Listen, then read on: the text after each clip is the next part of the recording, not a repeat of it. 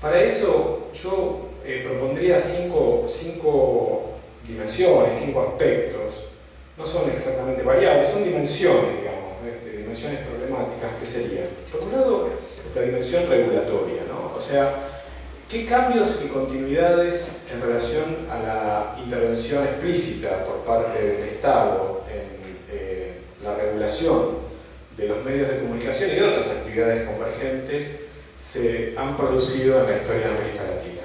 Sobre esta primera dimensión voy a citar a otros dos autores, que son Fox y Weisbord, que tienen algunos estudios muy importantes sobre el desarrollo del sistema de medios en la región, cuando dicen que, paradójicamente, el modelo comercial del audiovisual latinoamericano fue en muchos casos, al mismo tiempo, no regulado y fuertemente controlado. Es decir, en América Latina ha existido, y me parece interesante esto para quitarle la pasión de la coyuntura, si ustedes quieren,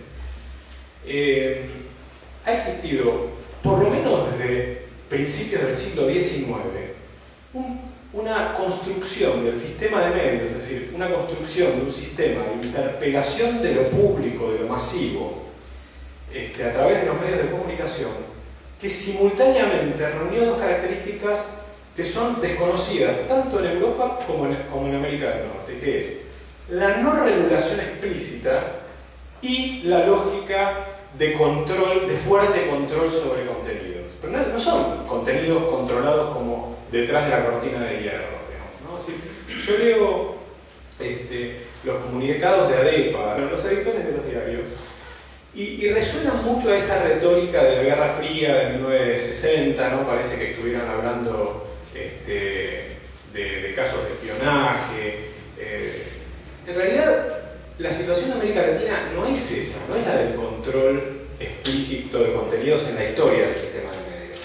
Es más bien la de un control que se privó de regular, y esta yo creo que es una de las claves de comprensión del tipo de intervención estatal que durante por lo menos los 2 últimos siglos ha habido en América Latina, que son los 2 siglos donde se desarrolló el sistema de medios. Entonces, en términos de regulación, me parece muy interesante esta perspectiva que plantean Fox y Weisbord. Otra de las dimensiones que plantearía sería la dimensión estructural, es decir, ¿cómo se estructura el sistema de medios en América Latina? Algo hemos dicho con la cita de Halin y Mancini, es decir, es un sistema de medios básicamente comercial, es decir, donde durante muchas décadas los únicos actores significativos del sistema fueron actores comerciales, es decir, el resto de la sociedad no participó de la posibilidad, a veces ni siquiera del derecho, a poder emitir masivamente desde el sistema de medios de comunicación. Es decir, el resto de la sociedad, los actores no comerciales, durante muchas décadas en América Latina estuvieron vedados del acceso a la titularidad de los medios de comunicación. Este es un punto también interesante. De manera razonable, en un escenario que no es regulado y que está fuertemente liderado por una lógica comercial, de manera razonable lo que se produce es una fuerte concentración de la propiedad, sobre todo en actividades que tienen, por la lógica económica de funcionamiento del sistema de medios, altísimos costos fijos y bajísimos costos variables. Que eso tiene que ver con la economía del sistema de medios. Otro eje u otra dimensión que plantearía sería el tema de la influencia e interpelación, ¿no? En dos sentidos. Por un lado, ¿cuál es la influencia del sistema de medios en el conjunto de la sociedad? Es decir, ¿qué tanto influyen los medios de comunicación? En la opinión, en las percepciones, en la elaboración de cuáles son las necesidades que los distintos grupos sociales tienen o tenemos, por una parte. Es decir, hoy el sistema de medios es más influyente que hace 30 años, que en 1920. O sea, por otra parte, en el otro sentido sería cuál es la influencia del estamento político gobernante sobre el sistema de medios y cuál es la influencia, y esto es algo que generalmente está siendo barrido bajo la alfombra desde hace décadas, esto no es nuevo, no solamente del poder político, el estamento político, sino también de los factores económicos de poder social sobre el sistema de medios.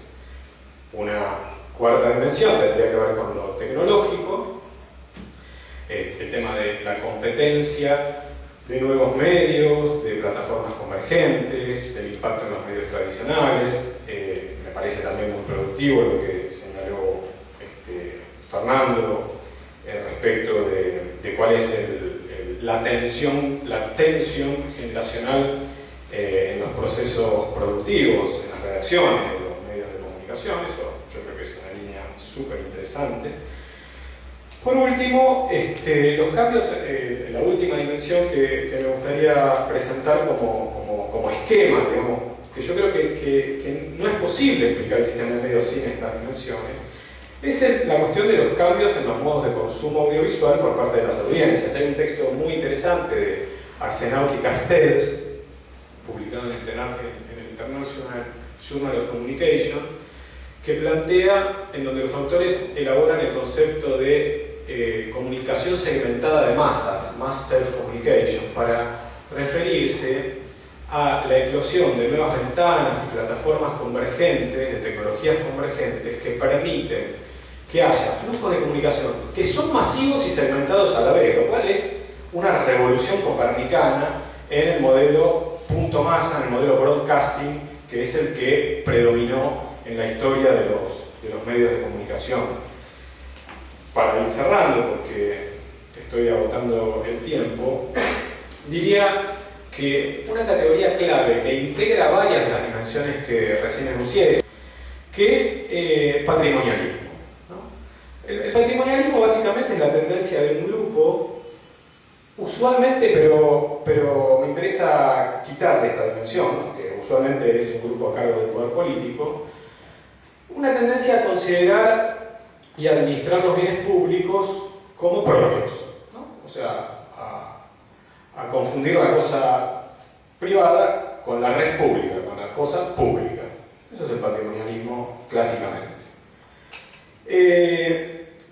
En realidad, yo les decía, me interesaba descentrar esto del poder político, porque yo creo que tanto el poder político como los grupos de comunicación, es decir, como los operadores comerciales del sistema de medios de comunicación, ambos, se manejan en América Latina, se manejaron históricamente y se siguen manejando con una lógica fuertemente patrimonialista. Y este es uno de los problemas que tiene, como dice el título de la mesa, la estructuración del espacio público en América Latina. Es decir, a diferencia de Europa, donde existen medios auténticamente públicos, no gubernamentales, y donde existen regulaciones muy fuertes sobre la estructuración de los medios comerciales, de los medios de comunicación con lógica comercial, en defensa de ¿qué? De la cosa pública. A diferencia de Europa, entonces, y a diferencia también de Estados Unidos, donde hay una tradición fuertísima de intervención de la FCC, de la Federal Communication Commission, no solamente sobre los medios públicos, que son marginales, digamos, la PBS, sino básicamente sobre la estructuración del sistema de medios comerciales privados. A diferencia de estos dos casos, en América Latina no existen reglas de juego que soporten la protección del espacio público y, por lo tanto, insisto, el espacio público masivo, mediático, ha sido históricamente colonizado hasta ahora por los medios comerciales privados. Lo novedoso tiene entre 10 y 15 años, es que muchos gobiernos de la región empezaron a competirle a los medios privados con la misma lógica patrimonialista. Es decir, no, esto no es tuyo, es mío. ¿Sí? Pero se trata de una discusión en donde la lógica de los actores, por supuesto los nombres cambian, en un caso se llama O Globo Lula, en otro caso se llama Caracol Uribe Pérez, en otro caso, que sucede, o sea, también sucede en el populismo de derecha, es decir, en un caso se llama Kirchner Clarín, pero independientemente de los nombres y de las, digamos, las cuestiones idiosincráticas más pequeñas, que siempre son apasionantes, interesantes, etc., si le quitamos toda esa pátina, ese maquillaje, en el fondo lo que vamos a ver es patrimonialismo. Entonces yo diría, digamos, es una mala noticia. Si fuera así el planteo, es una mala noticia, amigos, porque las batallas estas, bueno, se contarán los muertos, a ver, digamos cuántos peones le comió el uno al otro, los alfiles, ¿no? Pero en definitiva, en el fondo, de lo que se trata es que como sociedades tenemos dificultades ciertas para defender una estructuración del espacio público con una lógica que no sea patrimonialista, que no tenga cacicazgos mediáticos o cacicazgos políticos.